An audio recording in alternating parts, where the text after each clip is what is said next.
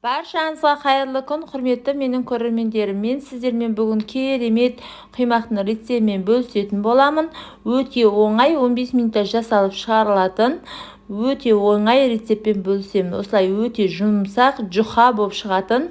Ол үшін менің каналыма тіркелмеген жаңа көрермен болсаңыздар, тіркеліп алуды ұмытпаңыздар. Бисмиллахиррахманиррахим деп 2 жұмыртқамызды алып жарып аламыз. Оның үстіне 3 қасық құмшекерімізді салып, оны жақсылап араластырып аламыз. Описанияда қанша мөлшерде, қанша грамм кететінін бәрін жазып кететін боламын.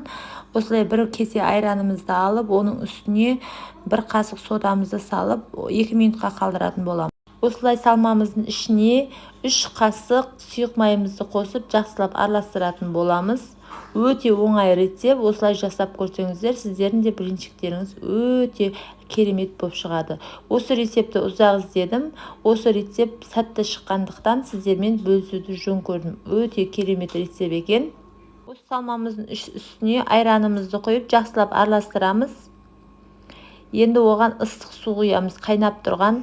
Тез-тез құйып, тез-тез араластырмасаңыздар, жұмыртқаларыңыз пісіп қалады. Сол үшін тез-тез құйып, осылай тез-тез араластырып отырыңыздар. Үйде қалып кеткен айрандарыңыз болса, осылай блинчик жасап тастасаңыздар болады. Өте керемет блинчик шығады. Осылай еленген ұнымызды саламыз. Менің ұным еленген. Алдын ала осыны жақсылап блинчиктің көмегімен іртік қалдырмай жақсылап осылай араластыратын боламыз. Өздеріңіз көріп тұрғандай, сұйық емес, қою емес, орташа осылай қамыр дайындайтын боламыз.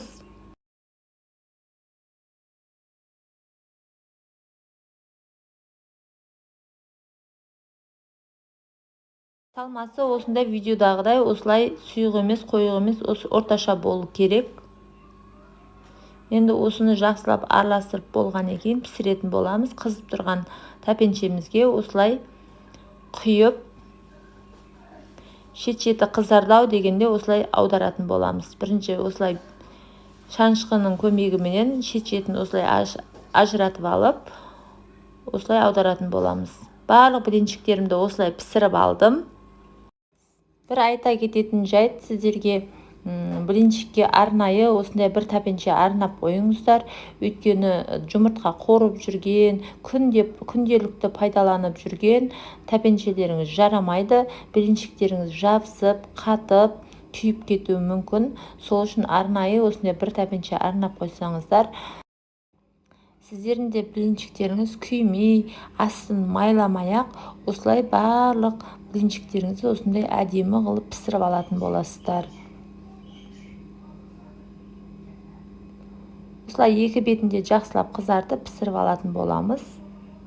Небәрі 15 минутта осындай керемет блинчиктерді пісіріп алдым. Өте оңай рецепт. Міндетті түрде жасап көріңіздер. Видео ұнаса лайк басып, комментарий жазып, тіркелмеген жаңа көрермен болсаңыздар, тіркеліп алуды ұмытпаңыздар. Осындай қасиетті Рамазан айында осындай түрлі видеоларменен, түрлі пайдалы рецепттерменен бөлісіп отырамын. Алдағы уақытта бұдан да керемет пайдалы видеолар түсіретін боламын. Қасиетті Рамазан айында тұтқан оразаларыңыз, тілеген тілектеріңіз қабыл болсын. Назарларыңызға көп рахмет. Қош сау болыңыздар.